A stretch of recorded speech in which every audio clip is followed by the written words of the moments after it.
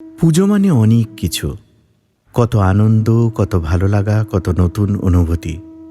পুজো মানে তো ঘরে ফিরছেন মা, যে মা গর্ভে ধারণ করে গড়ে তোলেন রক্তমাংসের সন্তান, যে মা তার বুকের রক্তে লিখে দেন সন্তানের সুখ। সবটুকু ভালোবাসা নিংড়ে নিয়ে মা হয়ে ওঠেন প্রতিমা। আমাদের ঘরে ঘরে তাই প্রত্যেকটা মেয়ে দুর্গা, যে দুর্গা দেবী বিনাশ করেছিলেন দুষ্টকে। জয় হয়েছিল সত্যের, জয় হয়েছিল শক্তির। কিন্তু আজ আমাদের ঘরের দুর্গা অসহায়, তাদের শক্তি বিনাশ করেছে সংসার। তারা কাঠপুতুলের মতো নড়াচড়া করে সংসারের পুতুল খেলায়। সেই দেবী আজ অসহায়। এই শরতের আঙিনাতে তাই জমা পড়েছে অনেক অনেক চিঠি, জমা পড়েছে না পাঠানো মনের দরদি কত কথা। আকাশ ভাঙা শরতের মেঘ যখন চুইয়ে পড়ে আলোয়, তখন কোনো এক মুহূর্তে দুর্গা বার্তা পাঠায় নীল মেঘের বুকে। উড়ে চলে চিঠি, মাকে পাঠানো সেই চিঠি, যার পরতে সিঁদুর। পরতে মিশে আছে আর্তনাদ, মিশে আছে ব্যর্থতা, মিশে আছে অনেক গ্লানি, দীর্ঘশ্বাস। আমায় তোমরা বাঁচতে দেবে, বুঝতে দেবে কতটা ঠিক কতটা ফাঁকি। ভুল হিসেবের কালো পাতায় ছেলেবেলার কান্না চোখে মৃত্যু দিয়ে লজ্জা ঢাকি। মাগো তুমি দশভুজা, জগৎ করে আলো, মাগো তুমি আগমনী, ঘুচাও মনের কালো। ঘরে ঘরে জ্বলবে প্রদীপ, জ্বলবে আকাশ বাতি, মায়ের মনের গভীর কথা ফুটবে দিবারাতি। তোমার চোখে দেখেছি মা আগমনীর ডাক, আসলে তুমি বসুন্ধরায় তাসের বুকে ঢাক, আসলে তুমি বসুন্ধরায় কাশের বুকে ঢাক। এসো মাগো ঘরে ঘরে, তোমার পাদস্পর্শে উঠবে ভরে মৃদু ছবি হরষে। এত চিঠির ভিড়ে মাগো হারিয়ে গেছে আকাশ, তোমার কোলের মধ্যেখানে গোমড়ানো সেই বাতাস। মাগো তুমি আশীর্বাদে সাজাও নতুন করে, জাগাও স্পর্শ বেঁচে থাকার, জাগাও ঘরে ঘরে। বাঁচতে দিও তোমার কোলে নারী শক্তির ভ্রূণ, জ্বলতে দিও প্রতিবাদের নারী মুক্তির আগুন। তোমার ত্রিশূল থাকে যেন সব নারীদের বুকে, প্রেম মমতায় ভরেও যেন উঠবে নতুন সুখে। ওদের তোমরা বাঁচতে দেবে, দেখতে দেবে আকাশ পাখি। পরন্ত এই জীবন বেলায় নোংরা সুতোয় টান মেরে আজ মৃত্যু দিয়েই লজ্জা ঢাকি। আমরা মৃত্যু দিয়েই লজ্জা ঢাকি।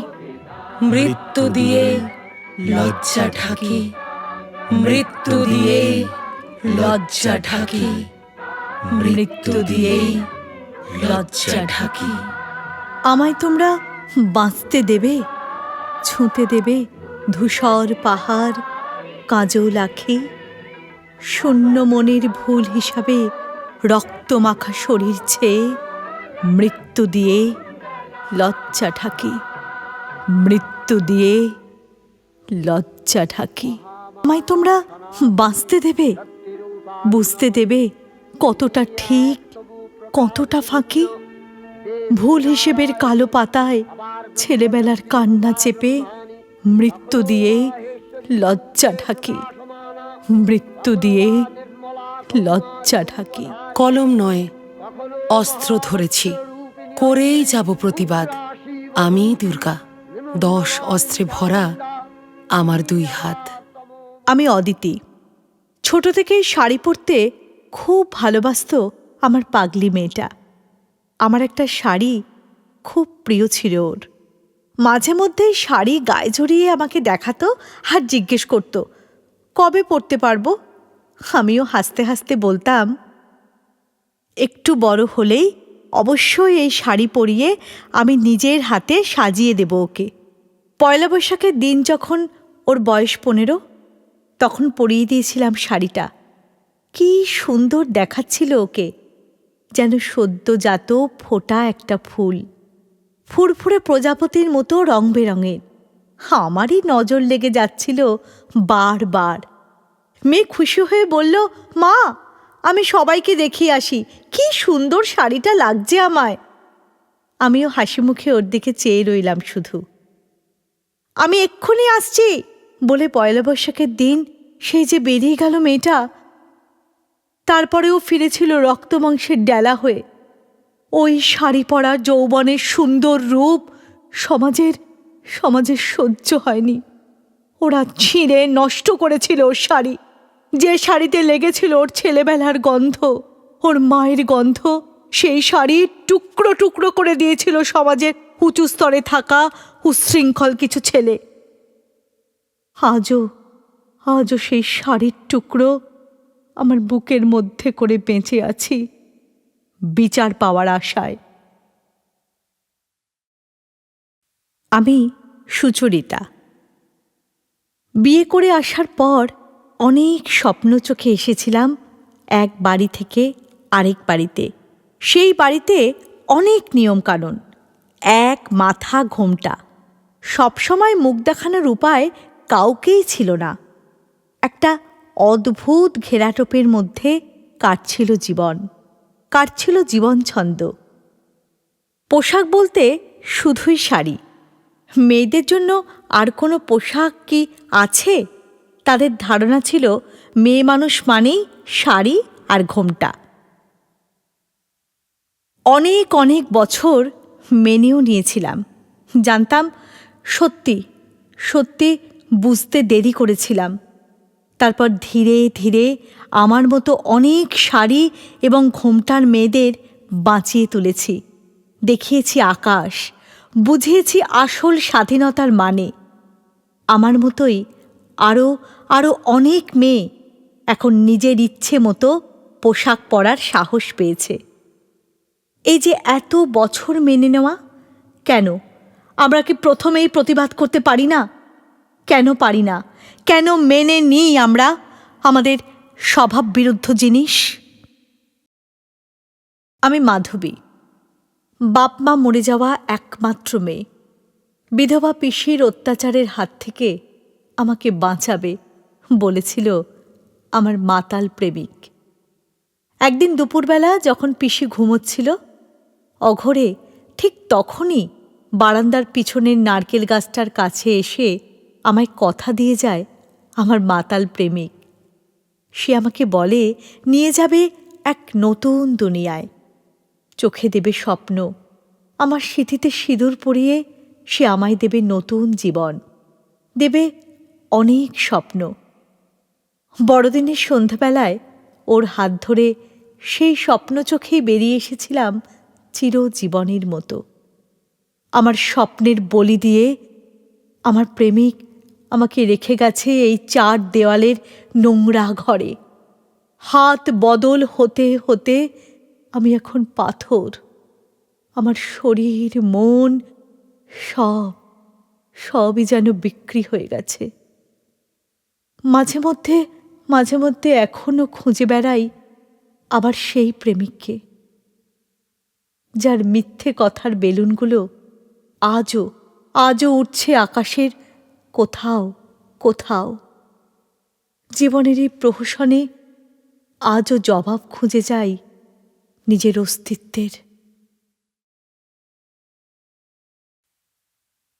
আমি অনন্যা। উচ্চশিক্ষায় শিক্ষিত হওয়ার খুব ইচ্ছে ছিল আমার ছোট থেকেই, তাই খুব মন দিয়ে পড়াশোনা করেছি। ইচ্ছে ছিল পিএইচডি করব, জীবনে এমন কিছু করব যা হবে দৃষ্টান্তমূলক। কিন্তু শিক্ষার সমাজের কিছু কালো দিক আমাকে সেই পথে এগোতে দিল না। পড়াশোনা শেখানোর সুযোগ নিয়ে মনে আছে আমার গায়ে হাত দেওয়ার চেষ্টা করত সেই সব শিক্ষকরা, আর আমাকে বারবার বলতো শুধু পড়াশোনা নয়, অন্য কিছুর বদলে আমায় পূর্ণ করতে হবে আমার স্বপ্ন। লজ্জায়, ভয়ে, অপমানে কাউকে বলতেও পারিনি কোনোদিন, মুখ বুজে সহ্য করে গেছি। পিএইচডি করার হয়নি আমার। রাগ জমা হচ্ছিল, একদিন একদিন ওই কাপুরুষ শয়তান লোকটাকে মঞ্চে অ্যাওয়ার্ড নিতে দেখে মাথায় রক্ত উঠে যায় আমার। এইভাবে এইভাবে একজনের শিক্ষা জীবন নষ্ট করে কিভাবে কিভাবে সে বুক ফুলিয়ে ঘুরতে পারে সমাজে, কিভাবে? আমার নাম মালবিকা। নৃত্যশিল্পী হিসেবে সারা জীবন নিজেকে উৎসর্গ করেছি। নিজের মতো করে গড়ে তুলেছি নাচের স্কুল। নিজের পরিশ্রমে কারোর কাছে হাত না পেতে তৈরি করেছি আমার নৃত্যের প্রতিষ্ঠান। শুধুমাত্র সুন্দর নাচের শৈলী দিয়েই এতদিন ধরে পেয়ে এসেছি অনুষ্ঠান। কিন্তু সমাজ আমায় চেনালো যেখানে হায়নার দল লুকিয়ে আছে প্রত্যেকটা ক্ষেত্রে, প্রত্যেকটা ছত্রে। তাই নোংরা ইঙ্গিতে রাজি না হওয়ায় বাতিল হয়ে গেছে আমার অনেক অনেক অনুষ্ঠান। চেষ্টা করা হয়েছে আমার জীবিকা বন্ধ করে দেওয়ার। চেষ্টা করা হয়েছে আমি যাতে তাদের কু ইঙ্গিত মেনে নিতে বাধ্য হই। আমার কাছে যারা প্রশিক্ষণ নিয়েছে বহু বছর ধরে, তাদের মধ্যে অনেককেই ভুল বুঝিয়ে আমার নাচের প্রতিষ্ঠানও বন্ধ করে দেওয়ার হুমকি চলেছে দিনের পর দিন। অনেকেই আমাকে ভুল বুঝে ছেড়ে গেছে আমার হাত। তবুও শেষ নিঃশ্বাস অবধি লড়ব আমার নাচের জন্য। ক্ষমতাশীল মানুষ বারে বারেই ঠকিয়ে যায় সাধারণ মানুষকে, এটাই জগতের নিয়ম। তবু আমি আশায় বুক বেঁধে আছি। কোনো না কোনো দিন শুধু এই নাচের জন্যেই, এই ঘুঙুরের জন্যেই আমি পাব আমার যোগ্য সম্মান। আমার নাম লিসা। আজ 1 বছর ধরে আমি আর কোনো রঙের খেলায় মেতে উঠি না। দোল আমার কাছে একটা অভিশাপ।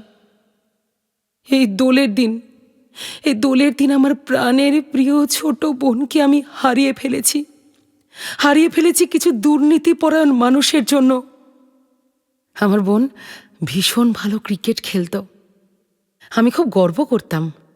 অনেক বড় জায়গায় প্রশিক্ষণ নিচ্ছিল, আর আমাকে বলেছিল, দিদি দেখিস আমি একদিন মেয়েদের সচিন তেন্ডুলকার হব। আনন্দে 2 চোখ দিয়ে জল পড়তো আমার। কি অক্লান্ত পরিশ্রম করত আমার বোনটা সারা দিন। ক্রমশই ও এগিয়ে যাচ্ছিল, অনেকটা এগিয়ে যাচ্ছিল। ওকে আর ধরে রাখা সম্ভব হচ্ছিল না। সব জায়গায় ও প্রথম, সেরা। এটাই হলো ওর জীবনের চরম বিপর্যয়। নামকরা একটি সংস্থা ওকে ওখানে চান্স করিয়ে দেওয়ার জন্য প্রথমে অনেক অর্থ দাবি করে। তারপরে ওকে ওরা বলে, তোমার দিদিকে যদি একদিনের জন্য ওদের কাছে পাঠিয়ে দিই তাহলে ও পেয়ে যাবে সেই সুবর্ণ সুযোগ। আমার বোন ভীষণ নরম মনের, আর আমাকে ভালোবাসেও খুব, মায়ের মতো। এই প্রস্তাবও মেনে নিতে পারিনি। দোলের দিন সন্ধেবেলা ঘরের সিলিং ফ্যানের দড়িতে যখন ওকে ঝুলতে দেখেছিলাম তখন মাথায় কিছু আসেনি। পরে খোঁজ নিয়ে দেখলাম ওর কোনো সুবিচার হবে না, কারণ এই রাক্ষসগুলো সমাজের বুকে দাপিয়ে বেড়াচ্ছে। তারা উচ্চ পদের বাসিন্দা। তাই নিজেকে প্রতিজ্ঞাবদ্ধ করেছি, আমি এ শেষ থেকে ছাড়ব। আমার এই রংহীন জীবনে আবারও ফিরে আসবে দোল, আবারও ফিরে আসবে আমার সেই ছোট বোন। আমার নাম রীতা। ছোট থেকেই গানই আমার প্রাণ, আমার সাধনা। আমার পড়াশোনার পাশাপাশি গানের প্রশিক্ষণ ছিল আমার বেঁচে থাকার অবলম্বন। আমার অনুপ্রেরণা, আমার স্বরলিপি, আমার গানের খাতা। আমার সুন্দর গলা শুনেই আমার শ্বশুরবাড়িতে আমার বর আমায় পছন্দ করেছিল। বর বলেছিল, গান শুনে তোমার তো প্রেমে পড়ে গেছি। খুব খুব আনন্দ পেয়েছিলাম। ভেবেছিলাম এই গান নিয়েই কাটিয়ে যেতে পারবো সারা জীবন। বিয়ের পর থেকেই ছোটখাটো কয়েকটা অনুষ্ঠান করেছি। আস্তে আস্তে আমার নাম ছড়াচ্ছিল। অনেক জায়গা থেকে অনুষ্ঠানের সুযোগ আসছিল। সেই সূত্রে আলাপ হয়েছিল এক দুজনের সঙ্গে। কিন্তু একদিন যখন আমার সেই শখের হারমোনিয়াম ওরা ভেঙে দিল টুকরো টুকরো করে, ওদের মুখের সেই নিষ্ঠুর হাসি আমার না বুকটা চিরে দিয়েছিল। আমার চোখের সামনে আমার ছোটবেলায় সেই হারমোনিয়াম টুকরো টুকরো হয়ে মেঝেতে, মনে হচ্ছিল আমার পাঁজর ভেঙেছে। বর ভারী গলায় বলে দিয়েছিল, আর যদি কোনোদিন তোমার গলায় গান শুনি, সেদিনই হবে তোমার শেষ দিন এই বাড়িতে। তারপর থেকে অভিমানে, রাগে, দুঃখে কোনোদিন আর গান গাইনি। একাকিত্বের জীবনের মতো কেটেছে অনেক বছর। নিজের সমস্ত শখকে বলিদান দিয়ে দাঁতে দাঁত চেপে শুধু বেঁচে রয়েছি। আচ্ছা, এ কি সত্যিই বেঁচে থাকা? এ কি সত্যি এগিয়ে যাওয়া? আজও এই গিটার, এই লুকোনো গিটার, তার সুর শুনলেই চোখ দিয়ে অঝরে জল পড়ে। বাদ মানে না, মন চুরমার হয়ে যায়। আমি কি নিজের মতো জীবন কাটাতে পারি না? আমার নাম অনিতা। ছোট থেকে স্বপ্ন ছিল নিজের পায়ে দাঁড়াবো, স্বাবলম্বী হব। আর আজকে দেখুন, আমি হয়েছিও তাই। নিজের হাতে শুরু করেছি আমার শখের ব্যবসা, এবং সেই ব্যবসার প্রসার হয়েছে অনেক। এবং ঠিক সেখানে পুরো জগতের আপত্তি। একজন মেয়ে হয়ে কিভাবে এত তাড়াতাড়ি ব্যবসার প্রসার হলো? কিভাবে আমি এত তাড়াতাড়ি এত সাফল্যের চূড়ায় উঠলাম? ব্যাপার কি? কম্প্রোমাইজ? আরে ব্যবসা করছো, রাত হচ্ছে ফিরতে। নানা রকম কটু কথা আমার বিরুদ্ধে দিনের পর দিন সবাই বলে এসেছে। আর আমার স্বামীর মেয়ে লিগো, তাতে বারবার বিভিন্নভাবে আমাকে দমিয়ে রাখার চেষ্টা করেছে। বিভিন্ন অত্যাচারে কেটেছে আমার দিনরাত। আমার ব্যবসা যতই এগোচ্ছে, ঠিক ততই হয়ে উঠছে আমার বেঁচে থাকা, আমার অস্তিত্ব। কিন্তু এটা আমার স্বপ্ন। আমি কখনো কোনো দিনও আমার এই স্বপ্নকে বিসর্জন দিতে পারবো না।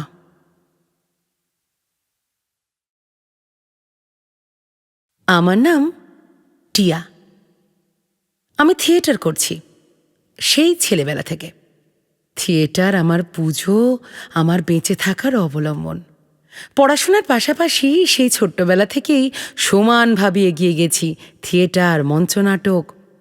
চোখে স্বপ্ন ছিল নাটকে সেবা করব, মঞ্চের পূজারী হব। বড় নাটক দলের ডিরেক্টর শহরে যখন এলেন, তিনি দলের মাথা, আমায় আড়ালে ডেকে কটু কথা বলেছিলেন। তারপরে বাড়িতে ফেরার পরে ফোনে উনি বলেন ওনার সঙ্গে দুদিন মন্দারমণিতে কাটিয়ে আসার কথা। ছি! আর বলেছিলেন অনেক বড় থিয়েটারের মঞ্চে আমাকে চান্স করে দেবেন, আর দেবেন প্রচুর প্রচুর কাজ দেশে বিদেশে।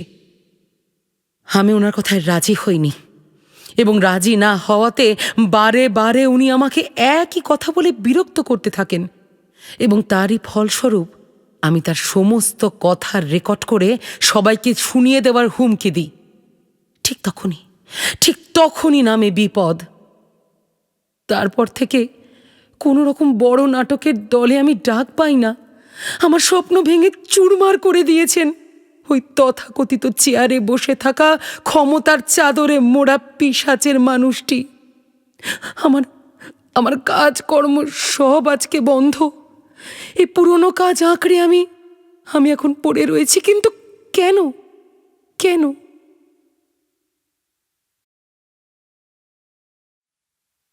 আমি নেহা। হ্যাঁ, আমি একজন মডেল। এটাই আমার পেশা, আমার ভালো লাগা, আমার সম্মান, আমার স্বপ্ন, আমার অস্তিত্ব, সবকিছু। এটাও আমার একটা কাজ। এই কাজকে সমাজ যতই ছোট করে দেখুক, আমি মেয়ে মডেল বলে অনেক সময় আমাকে ছোট পোশাক পরতে হয়। এটাই আমাদের পেশা। আর আপনাদের চোখে এটা নোংরা কাজ, সম্মানহীনতা। আমি যদি কাজ থেকে মাঝরাতে ফিরি, আপনারা ভেবেই ফেলেন অকাজ করেই বাড়ি আসছি। দিনের আলো ফুটলেও সমাজের চোখ আজও কিন্তু কালো কালো অন্ধকারে ঢাকা। মডেলিং আমার ভালো লাগা, আমার ভালোবাসা। তাই নিজের বাবা মা ভাই সবাই ত্যাগ করেছে আমায়। তাদের কাছে আমি মৃত। নিজে যুদ্ধ করে নিজের কাজকে ভালোবেসে আমি এগিয়ে চলেছি। বুকে অনেক কষ্ট জমা আছে, অনেক অভিমান। মাঝে মাঝে ভাবলে কষ্ট হয় যে মা আমাকে জন্ম দিয়েছে, সে আমাকে বাড়ি থেকে বের করে দিয়েছে। আর আমার কাজের জন্য আমার বাবা তার মেয়ে হিসেবে আমাকে পরিচয় দিতে পারে না। উঠিয়ে নিয়েছে আমার মাথা থেকে আশীর্বাদের হাত। আমার ভাইও খুব লজ্জা পায়। কিন্তু এভাবেই আমার নিজের স্বপ্ন নিয়ে বেঁচে থাকা, আমার জীবন যুদ্ধের লড়াই, আমি হার মানব না। আমি প্রিয়া। অনেক স্বপ্ন ঘাম জমিয়ে জানেন তো আমার নাচের এনজিও ওটা গড়ে তুলেছি, ঘুঙুর। এলাকার অনেক দুস্থ মহিলারা তারা বিনা পারিশ্রমিকে আমার কাছে নাচ শিখতে আসে।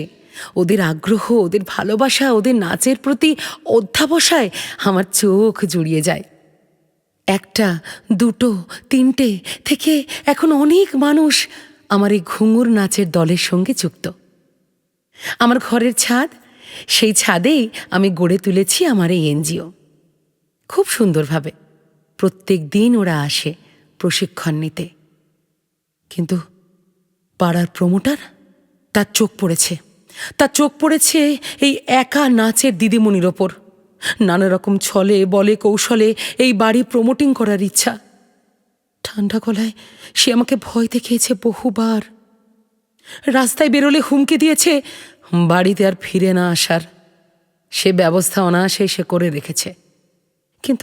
কিন্তু আমি আমার এই ঘুঙুর স্কুলকে বিক্রি করতে পারবো না। এই এতগুলো মানুষের বেঁচে থাকার স্বপ্ন আমি শেষ করে দিতে পারবো না। আমার পরিশ্রম, ভালো লাগা, ভালোবাসা বিসর্জন দিতে পারবো না। অসম্ভব। আমি আমার এই স্বপ্ন এবং আমার সঙ্গে জুড়ে থাকা এতগুলো দুস্থ মানুষের স্বপ্ন শেষ করতে পারবো না। আমাকে স্কুল বাঁচিয়ে তুলতেই হবে প্রমোটারের হাত থেকে। হ্যাঁ, বাঁচিয়ে তুলতেই হবে।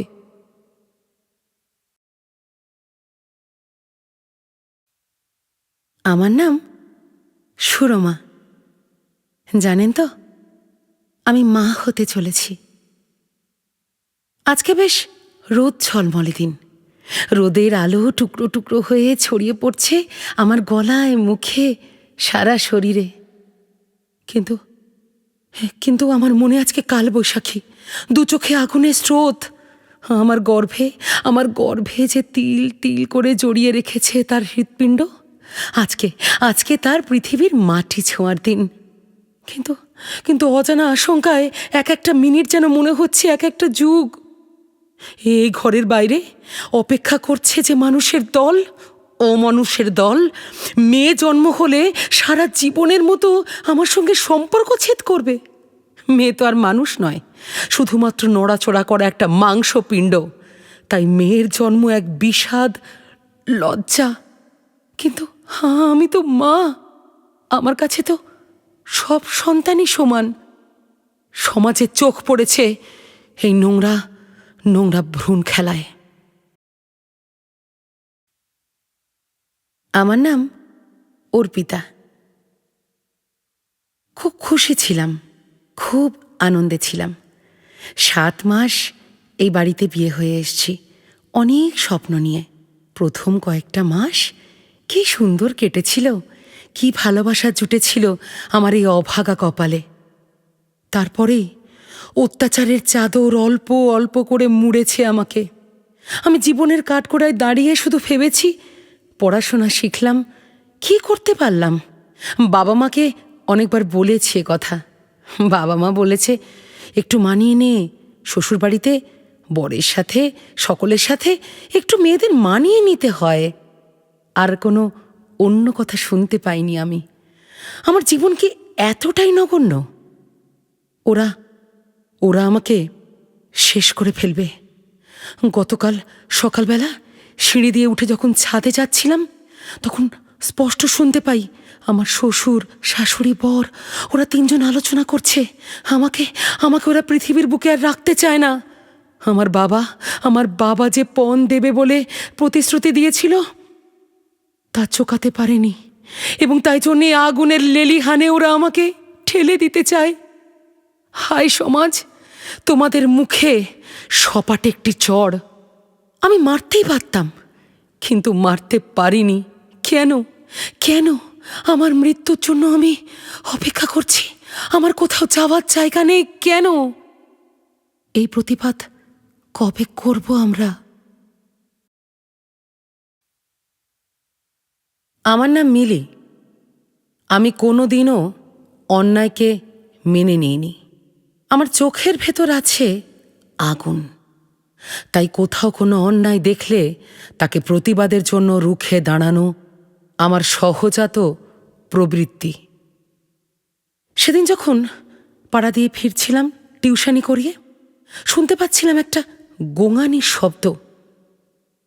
দুটো উত্তাল ছেলে একটা 16 বছরের বাচ্চা মেয়েকে সর্বনাশ করে দিয়েছে। আমাদের পাড়ার পশ্চিম ঝোপের মধ্যে যে ফ্ল্যাট উঠছে তার একটা ঘরের মধ্যে। মেয়েটার গোঙানি শুনেই আমি কিছু না ভেবে ঘরের মধ্যে দৌড়ে ঢুকে পড়ি, কিন্তু ততক্ষণে যা হবার হয়ে গেছে সর্বনাশ। রক্তে ভেসে যাচ্ছে মেয়েটি। হাতের সামনে যা পেয়েছি তাই দিয়েই কোনোভাবে ওদের গায়ে আঘাত করে মেয়েটাকে উদ্ধার করে নিয়ে এসেছি, আধমরা মেয়েটা। এবং ঠিক তারপর থেকে শুরু হয়েছে আমার ওপরে নজরদারি। রাস্তায় বেরোলে আমার মুখে অ্যাসিড দিয়ে ঝলসে দেবে বলে হুমকি দিয়েছে ওরা। পুরো পাড়ার সবাই কিন্তু জানে এটা, তাও আমার পাশে এসে কেউ দাঁড়ায়নি। তবে কি এইভাবেই আমি কাটিয়ে যাব 4 দেওয়ালের মধ্যে আতঙ্কে? এটাই কি আমার জীবন? এটাই কি আমার প্রতিবাদের ফলাফল? আপনারাই বলুন, এটাই কি আমার বেঁচে থাকা প্রতিবাদের ফলাফল? বলুন না, আপনারাই বলুন।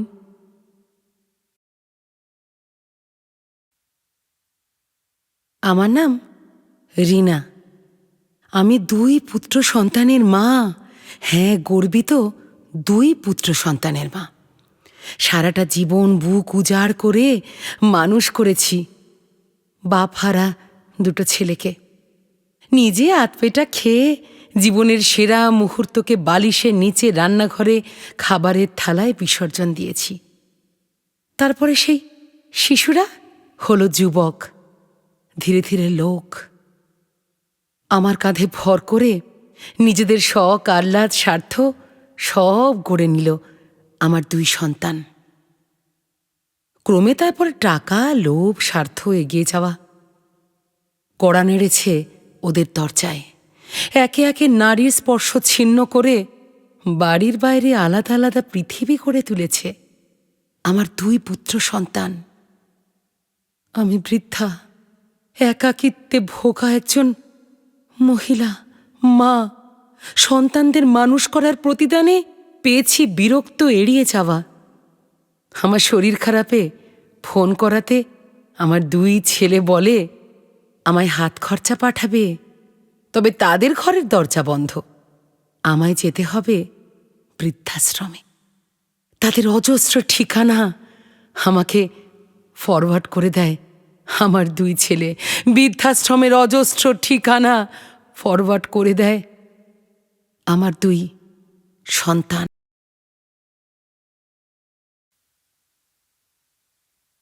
আমি পম্পা। বিয়ের পরে শ্বশুরবাড়িতে মানিয়ে নিতে হবে, সকলেই বলেছিল এই কথা। একটু মানিয়ে গুছিয়ে চলতে হবে তোমাকে। কিন্তু এই মানিয়ে চলার শেষ কোথায় জানা ছিল না আমার। মানিয়ে নিতে নিতে নিজের অস্তিত্বকেই ভুলতে বসেছিলাম। নিজের শখ, আহ্লাদ ভুলতে ভুলতে ক্লান্ত হয়ে পড়েছিলাম আমি। দিনের পর দিন শুধু মানিয়ে নেওয়া আর মেনে নেওয়া। আমি ক্লান্ত, ভীত, সন্ত্রস্ত হয়ে থাকতাম। স্বামীর অকথ্য অত্যাচার, শাশুড়ির গঞ্জনা, শ্বশুরমশাইয়ের নোংরা ইঙ্গিত সবই ছিল আমার মানিয়ে নেওয়ার এক একটা সিঁড়ি। তীব্র মানসিক যন্ত্রণায় কাটিয়েছি অনেক দিন। ফিরে আসার সমস্ত পথ বারবার বন্ধ হয়ে গেছে আমার কাছে। নিজেকে শেষ করার কথাও ভেবেছি বহুবার। বহুবার মনে হয়েছে নারী জন্ম বরাবরই বৃথা।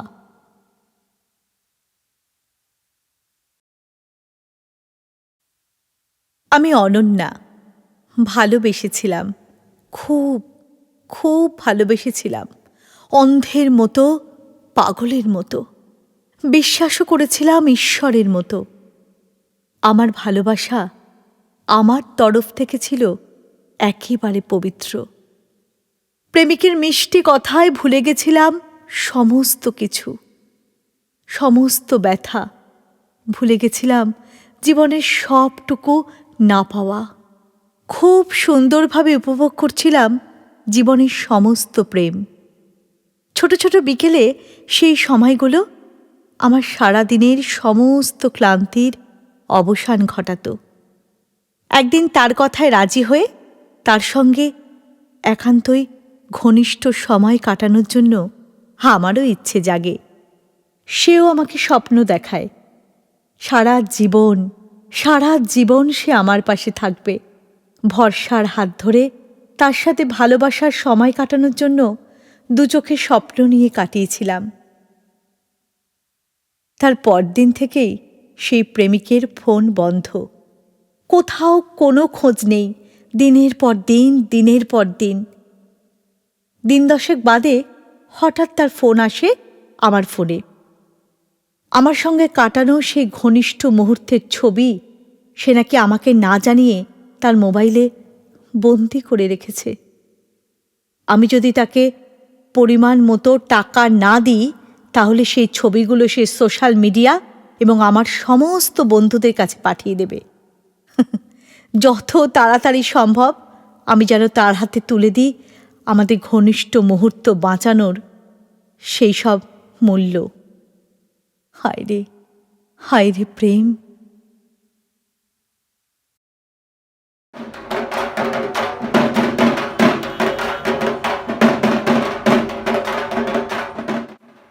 ভয় নয়, সময় ধরেছি, করেই যাব প্রতিবাদ।